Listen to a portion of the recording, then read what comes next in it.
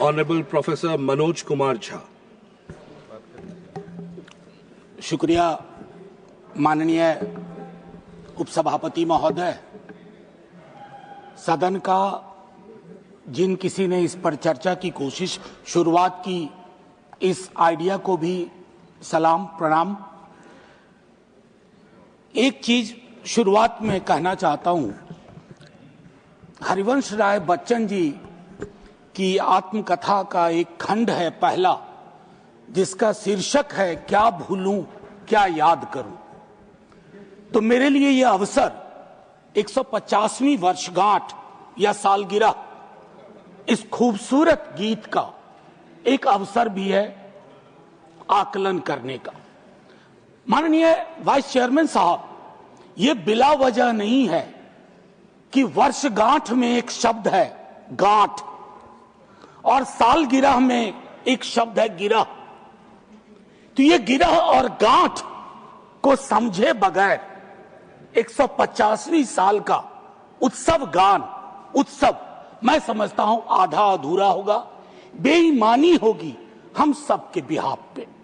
मैं क्रमशः कुछ बातें आपके समक्ष रखूंगा, कोशिश करूंगा कि मेरी बातों से किसी को कष्ट ना हो। इसलिए नहीं कि मेरे पास कष्ट पहुंचाने का कारण नहीं है, बल्कि इसलिए कि कष्ट पहुंचाने में ही इस देश की ऊर्जा जा रही है। जिन ओहदेदारों को मलहम लगाना चाहिए वो नमक की बोरी लेके जख्मों पे छिड़कते हैं। तो इस परिपाटी को बंद करने की चेष्टा होनी चाहिए। मुझे स्मरण है कि कई साथियों से जब बात होती है, सत्ता पक्ष के भी हैं, वो भी ऐसा ही विचार रखते हैं। गर्व की बात है कि क्योंकि ये गीत हमारी सांस्कृतिक और भावनात्मक एका पहचान का प्रतीक, बंगाल में लिखा गया लेकिन सरहद पार कर गया। सिर्फ इसलिए नहीं कि इसके बोल बहुत अच्छे थे, इस गीत के स्पिरिट को देखिए। इस गीत का स्पिरिट बंगाल से पंजाब पहुंचता है, जहां इसको जानने वाले लोग नहीं थे, इसके शब्दार्थ को, भावार्थ को समझ रहे थे। इसलिए मैं कह रहा हूं कि विविधताओं के बावजूद बहुलवादी संस्कृति इस देश का हिस्सा रही है। हम ऐसे ही पले बढ़े हैं। कोई नुक्कड़, कोई गली, कोई गांव नहीं है जहां हमने हिंदू, मुसलमान, सिख, ईसाई, नास्तिक ना देखे हों। आजादी की लड़ाई में सबका योगदान, हिंदू, मुसलमान, सिख, ईसाई और नास्तिक भी। अपने जीवन के एक बड़े हिस्से में मैं भी नास्तिक, जब मैंने भगत सिंह को पढ़ा मैं नास्तिक क्यों, तो मुझे गर्व होता था कि भगत सिंह वाली परंपरा। एक चीज मैं इससे पहले कि कहूं, एक महत्वपूर्ण चीज कहना चाहता हूं। मैं इस सदन में जितनी बार बोला हूं, नेहरू जी जरूर यहां चर्चा में आते हैं।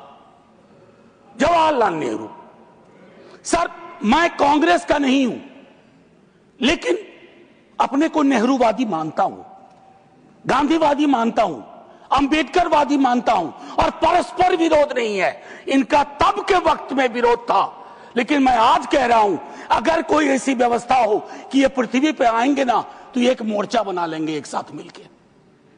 आज की हकीकत के संदर्भ में मैं क्यों कह रहा हूं, एक छोटी चिट्ठी, आजकल चिट्ठियां पढ़ी जा रही हैं सर, लेकिन चिट्ठियां पढ़ने में लोग थोड़ी बेईमानी कर रहे हैं।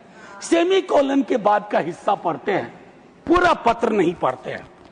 अमृता शेरगिल जी जवाहरलाल नेहरू जी को लिख रही हैं, यह है नवंबर 6, 1937।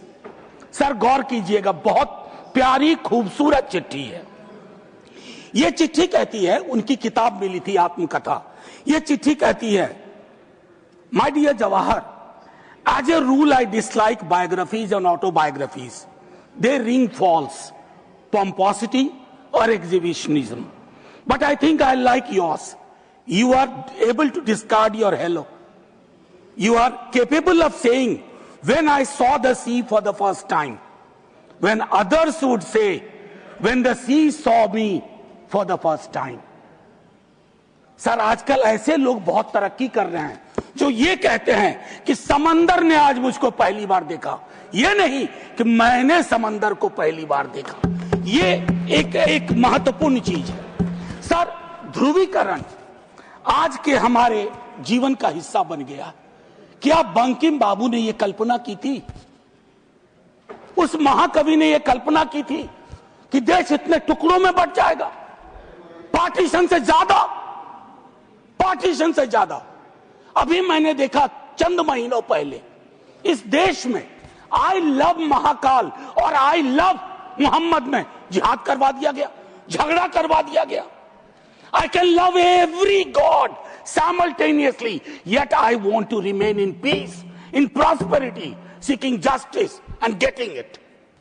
ये रवायत क्यों खत्म हो रही है सर? ये निकेन प्रकारेण चुनाव जीत जाए, मैं बधाई देता हूं।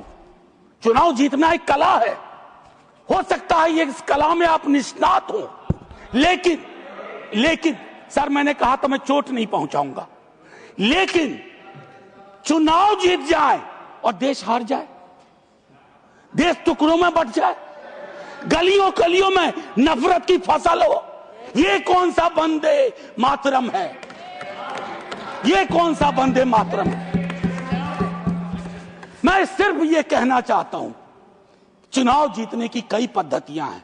कुछ पब्लिक को पता है, कुछ अभी नहीं पता है, आने वाले दिनों में पता चल जाएगा, क्योंकि इस मुल्क में कोई सीक्रेट बहुत दिन छुपता नहीं है। लेकिन एक चीज जो सबके सामने उजागर है कि आप चुनाव के वक्त, चुनाव से पूर्व, चुनाव के दौरान आप किस प्रकार की जुबान बोल रहे हैं। सर मैं जानता हूं जब तमाम हमारे सीनियर साथी लोग, मंत्री लोग एक दिन तो पब्लिक लाइफ छोड़ के जाएंगे, मैं भी जाऊंगा छोड़ के सर, मैं भी छोड़ के जाऊंगा, लेकिन मूल्यांकन करूंगा मेरी बातों ने कितनों को चोट पहुंचाई है, कितने घर में दीवारें खड़ी कर दी, कितने गांव में तकसीम जैसे हालात कर दिए।